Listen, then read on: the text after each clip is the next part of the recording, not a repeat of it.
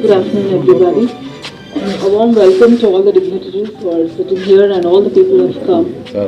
Today is 10th December, commemorated as International World Human Rights Day.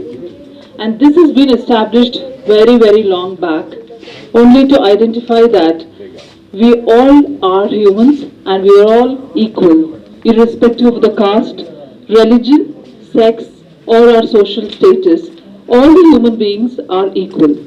And when the law doesn't come in protection of us on time, then we have human rights which will guard us, which will keep us safe from all the problems. When it comes to human rights, I wish to tell that Article 2, 3, 4, 5, 6 and 7, all these articles mention that human beings are all equal, point number 1. Second is, there is no such thing called freedom. Freedom is within. There is nobody who can come and give you freedom. Right? It has to come from within. And everybody has to understand that we're all free human beings. Second is, there is no torture, no pain in any human relations. We're all free from all that pain. So we have to understand that these articles, the preamble, the constitution, the law is already, excuse me. Excuse me. Do you want me to talk? Kindly maintain silence. Yeah. So when I talk about human rights, I say that human beings are all equal and we have an established constitution, an established preamble wherein all the rights are mentioned. And this is our right. Please understand, this is our right. And when we talk about human rights, I always say that men and women both are equal. Most unfortunately, women are treated less. They are not given equal rights. They are not allowed to talk what they want to. They are not allowed to study what they want to. When they have pain in their family, when they have pain in their life, they have to remain silent. This has been continuing since ages and ages, for decades I can say. Now girls are not allowed to study higher. Girls are not allowed to go out in the evening, saying that there is no safety. Why is this word safety coming? Because the mindset of a man has to change. The mindset of the man, we always teach our girl children saying that you have to cover your body, you have to talk like this, you should not talk like this. But have we at least educated our sons to behave well with girls? No. As mothers, we have never educated our boys to treat a woman with respect. Yes or no? Please remember that we have to, everything begins at home. It doesn't start from the podium, it doesn't start from the speeches, it starts from a mother. It starts from a father who can actually educate their children. The first teachers in our life are our parents. Then comes our teachers. When the parents fail to teach their children what is good and what is bad, then the children are not to be blamed. Today we hear many rape cases. Be it Nirbhaya case, be it the other girls who was being raped last time at the ORR. What is happening? Why is this happening? It all happens because the boys are not educated enough. Education doesn't mean you have good degrees in the colleges. No, education means the morals, the ethics and the value system which you imbibe within yourself. How you treat your sister, how you treat your girlfriends, you don't treat the other girls on the road the same way. The look changes, your thought changes, there the problem begins. And that's when the law gets into the picture. In the olden days, there was no law. We knew our limits, we knew our rights, we knew what we have to do, what is right and what is wrong. But so unfortunately, with the advancement of technology and science, human relations are going so bad. Teachers in the schools, lecturers in the college fail to teach their students how they have to look at the teachers. Even in the movies, teachers are portrayed as sexual objects. That's when the students' minds are changed. Do you all agree with me? That's where the change has to come from. It has to begin from the home. It has to begin from the mother, father and the teacher. They have to teach the children how to treat a woman. That's the most important thing. Human rights also talk about equality, they say. Equality is man, women, transgenders too. They are all human beings. When it comes to transgenders, they are actually considered as sinful people, but it is not a sin.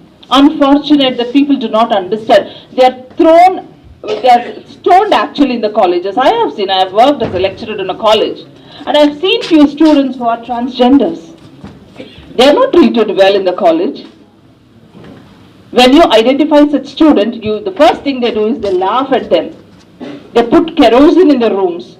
They rag them to death and they will commit suicide. Is this the way we treat people? No. So that's when, we have to bring about change in our attitude, in our mindset, in our thoughts and in our words. Change begins from all these things and it's a circle. Please understand that we are all human beings. As a unit, we have to come together, fight for our rights actually. In fact, we should not. But then we have to start fighting. We have to voice out. When there is pain, you say for a boy, you have a problem with a wife. Immediately the mother says, you have this problem, voice it out. But when it comes to a girl, they say, keep quiet. You have to bear because you're a girl. Whatever the husband does, she has to bear. But even a small mistake a girl does, that is highlighted. That's our society. So where is our education taking us? Our education should bring us enlightenment. Our education system has to bring about that value system within us. I request all of you to understand the basic value. Now when you actually have a hold on your tongue, when you understand what you have to speak, how you have to speak, okay, with your wife you talk whatever you like. You abuse her, you use bad language. Nobody has given you that right to do. You have to treat her with respect. Most of the times we take relationships for granted. Please understand that every relationship has its own value, its own respect. Human rights teaches us all these things. On this day, the entire world is celebrating. Shouldn't we actually start a change in our thoughts? Shouldn't we all change for a good? You start blaming the society. Society aisa ho gaya, society waisa ho gaya. No. Society is we. When we change for good, everything will change. That's how the world will become a united one. A united place and a happy place to live. Where there is no sexual abuse. Where there are no girls who are molested in the schools and colleges. We keep getting cases where young girls of 6 years, 7 years, 9 years and 10 years girls are molested by 60 years men. Why? We are not teaching the boys. We take girls for granted. Kindly understand that there is value system. So we have to realize that. We have to live with dignity. We have to live with respect and respect others as well. Every life is precious. As our life is precious.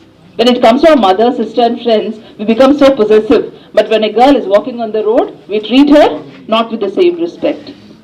When you look at a woman somewhere, immediately your perception changes. Kindly change that.